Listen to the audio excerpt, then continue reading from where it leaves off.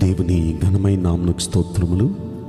ఈ వాగ్దానం వింటున్న మీకందరికీ మన ప్రభువును ప్రియ రక్షకుడైన యేసుక్రీస్తు నామములో శుభములు, మా హృదయపూర్వకమైన వందనములు తెలియచేస్తున్నాం. ఈరోజు దేవుని వాగ్దానం సామెతల గ్రంథం 3వ అధ్యాయము 23వ వచనం. నీ మార్గమున నీవు సురక్షితముగా నడిచెదవు, నీ పాదము ఎప్పుడునూ తొట్టిల్లదు. ఈ విన్న వాగ్దానం మనందరి వెనుకడిలో మంచి దేవుడు నెరవేర్చునుగాక. ఆమేన్.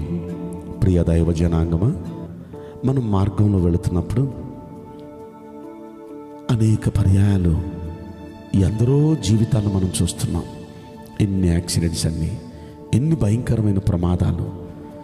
అనేక మంది పాపం సైడ్ నుండి వెళుతున్నా సరే వారి మీదకి వచ్చేస్తున్నాయండి వాహనాలు.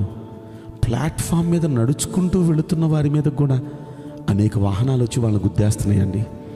ఏమంటే కొంతమంది వారు ఒక బస్ స్టాప్లో నిలబడిన వాళ్ళ మీద కూడా వాహనాలు వెళ్ళి గుద్దేస్తున్నాయండి. ఎంత భయంకరమైన పరిస్థితి. బయటికి వెళ్ళిన వ్యక్తి సురక్షితంగా మళ్ళీ ఇంటికి వస్తాడనే నమ్మకాలు లేని దినాల్లో మనం ఉన్నాం. అయితే ఇలాంటి దినాలలో దేవుడు మనకు వాగ్దానంతో కూడిన మంచి మాట ఇస్తున్నారు. చూడండి, నీ మార్గమున నీవు సురక్షితంగా నడిచెదవు. మనం వెళుతున్నప్పుడు సురక్షితంగా దేవుడు మనల్ని ఉంచుతాడంట. 91వ కీర్తనలో ఒక మాట ఉంది, మన మార్గాలన్నిటిలో మనల్ని కాపాడటానికి ఆయన మన గూర్చి తన దూతలకు ఆజ్ఞాపిస్తాడంట. ఆ దూతలు ఏం చేస్తారంట, మన పాదాలకు రాయి కూడా తగలకుండా మనల్ని తన చేతుల మీద ఎత్తిపట్టుకుంటారంట ఆ దూతలు. 91వ కీర్తనలో మనం 11, 12 వచనాలు ఈ మాట మనం చూస్తాం. ప్రియ దైవ జనాంగమా, మనం దేవుని చాటునుంటే, ఆయనను ఆశ్రయిస్తూ ఉంటే, ఆయనను నమ్ముకున్న మనల్ని కాపాడటానికి దేవుడు తన దూతలకు ఆజ్ఞాపిస్తాడు, మన మార్గాలన్నిటిలో కాపాడటానికి.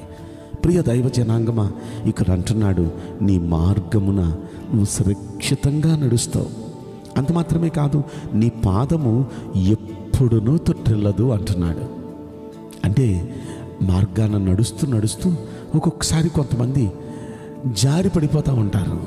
కొంతమంది కాలు మడత పడిపోతూ ఉంటుంది, ఒక్కొక్కసారి గుంటల్లో పడి అలా కాలు బెనికిపోతూ ఉంటుంది. ఇలా జరుగుతూ ఉంటుంది. తొట్టుపట్టం అంటే ఇదే. ఒక్కొక్కసారి కాలు స్లిప్ అయిపోవటం, ఒక్కొక్కసారి కాలు మడతపడిపోవటం, ఇలాంటివి జరుగుతూ ఉంటాయి. గుంటలో పడిపోవటం ఇలాంటివి జరుగుతూ ఉంటాయి. అలా తొట్టుపాటు అనేది ఉండదు నీ జీవితంలో. కేవలం రోడ్డు మీద నడుస్తుండే కాలే కాదు, అనేక మంది జీవితంలో కూడా తొట్టుపాటుకు గురవుతూ ఉంటారు. జీవితంలో కూడా అరే ఇలా జరిగిద్ది అనుకోలేదండి, ఇలా జరిగిద్ది అనుకుంటే అసలు నేను ఈ పని చేసేదానే కాదు, ఇలా జరిగిద్ది అనుకుంటే నేను ఇలా మాట్లాడేవాడినే కాదు, పొరపాటు జరిగింది అంటే అదే తొట్టుపట్టం. అంటే ఇక మీదట నీ పాదం అంటే నీ జీవితం తొట్టుపడదు. జెంటిల్మ్యాన్గా ప్రశాంతంగా ఉంటాను. ఇలా జరగాలంటే మనం ఏం చేయాలి? పైన కొన్ని వచనాలు చెప్తున్నాడండి. 3వ అధ్యాయంలో 13వ వచనం అంటాడు, జ్ఞానం సంపాదించిన వాడు ధన్యుడు, వివేచన కలిగిన నరుడు ధన్యుడు అంటున్నాడు. అలా మనం నడిచేటప్పుడు మనం సురక్షితంగా నడవాలంటే, మన పాదం ఎప్పుడు తొట్టిల్లకుండా ఉండాలంటే, మన జీవితం ఎప్పుడు తొట్టిపడకుండా ఉండాలంటే జ్ఞానం, వివేకం సంపాదించుకోవాలి మనం. అది సంపాదించుకున్నవాడు ధన్యుడు. ఏమండి, అసలు జ్ఞానం దేనికంటే గొప్పది? ఆ తర్వాత వచ్చిన అంటాడు, వెండి కంటే గొప్పదది, అపరంజి కంటే గొప్పదది, పగడముల కంటే గొప్పదది. నీ ఇష్ట వస్తువులన్నీ ఒక ప్రక్కనేసిన ఏది ఆ జ్ఞానంతో సమానం కాదు. అయితే ఈ జ్ఞానం ఎంత గొప్పదంటే, జ్ఞానం ద్వారానే దేవుడు భూమిని స్థాపించాడు అని 19వ వచనంలో మనం చూస్తాం.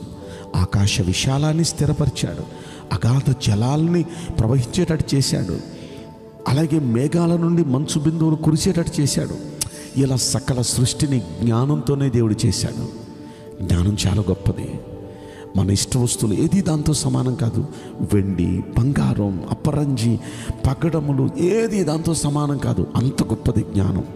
కనుక ఆ గొప్పదైన జ్ఞానాన్ని, వివేచనను సంపాదించుకుంటే ఖచ్చితంగా మన మార్గాల్లో సురక్షితంగా మనం వెళతాం. జీవితం తొట్టిపడదు, పాదం తొట్టిపడదు. ఈ జ్ఞానం మన దగ్గర ఉంటే ఎలా ఉంటుందో 16వ వచనం కానుండి చెప్తాడు చూడండి. జ్ఞానం ఎవరి దగ్గర ఉంటుందో వారి కుడి చేతిలో దీర్ఘాయువు ఉంటుంది. జ్ఞానం ఎవరి దగ్గర ఉంటుందో వారి ఎడమ చేతిలో ధనం, ఘనతలు ఉంటాయి.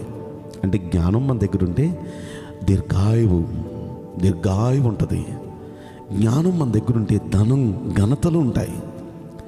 ఆ కింద 18వ వచనంలో అంటాడు, దాన్ని పట్టుకున్న వారంతా ధన్యులు. అంటే జ్ఞానాన్ని సంపాదించుకున్న వారంతా, వివేకం కలిగిన వారంతా ధన్యులు. అది పట్టుకున్న వారంతా ధన్యులు. అంటే అది కలిగి ఉన్నవారు నిజంగా ధన్యులు. అందుకే అంటాడు 21వ వచనంలో, నా కుమారుడా, లెస్సైన జ్ఞానం, వివేకం భద్రం చేసుకో అంటున్నాడు. జ్ఞానం సంపాదించడం ఎంత ప్రాముఖ్యమో దాన్ని భద్రంగా కాపాడుకోవడం అంత ప్రాముఖ్యం. కనుక జ్ఞానం సంపాదిద్దాం. అన్నిటికన్నా ప్రాముఖ్యంగా మీలో ఎవరికైనా జ్ఞానం కొద్దుగా ఉందా? అయితే అతడు దేవుణ్ణి అడగాలి. అడిగే వాళ్ళు ఏమాత్రం సందేహించకుండా అడిగితే ఖచ్చితంగా దేవుడు వాళ్ళకి సమృద్ధిగా దేవుడు అనుగ్రహిస్తాడు. కాబట్టి జ్ఞానం కావాలని అడుగుదాం. జ్ఞానం ద్వారానే మనం వీటన్నిటినీ సంపాదించుకుంటాం. అంత మాత్రమే కాదు, జ్ఞానం కలిగిన వాడు నడుచున్నప్పుడు ఆ జీవితం ఎప్పుడు తొట్టుపడదు. అంత మాత్రమే కాదు, సురక్షితంగా వెళతాడు, సురక్షితంగా వస్తాడు. కాబట్టి జ్ఞానం సంపాదించుకునే తాపత్రయం చేస్తూ మనం ప్రార్థన చేద్దాం. దేవుడు వింటున్న మనందరి జీవితంలో ఈ వాగ్దానం నెరవేర్చునుగాక. ఆమేన్. నేను మీకోసం ప్రార్థన చేయబోతున్నాను. పరిశుద్ధుడా, ప్రేమగల యేసురాజా, మీ పరిశుద్ధ బంగారు పవిత్రమైన నామమునకు నిండు మనసుతో కోట్ల కొలదిగా స్తుతులు, స్తోత్రములు, వందనాలు చెల్లిస్తున్నాం. నీ ప్రజల మార్గములన్నిటిలో నీ సన్నిధి వారికి తోడుగా ఉంచి దయచేసి వారిని కాపాడి భద్రపరచండి. అంత మాత్రమే కాదు, జీవితంలో తొట్టుపాటు అనేది అన్నడూ రాకుండా నీ బిడ్డల్ని మీరు కాపాడండి ప్రభువా. జ్ఞానం, వివేకం ప్రతి వ్యక్తికి మీరు అనుగ్రహించి బలపరచమని ఈ కొద్ది మనవులు నజరుడైన యేసుక్రీస్తు ప్రశస్తమైన నామములో మిక్కిలి వినయముతో ప్రార్థించి బ్రతిమలాడి వేడుకుంటున్నాం ప్రియ పరలోకపు తండ్రి. Amen. May God bless you all. Thank you.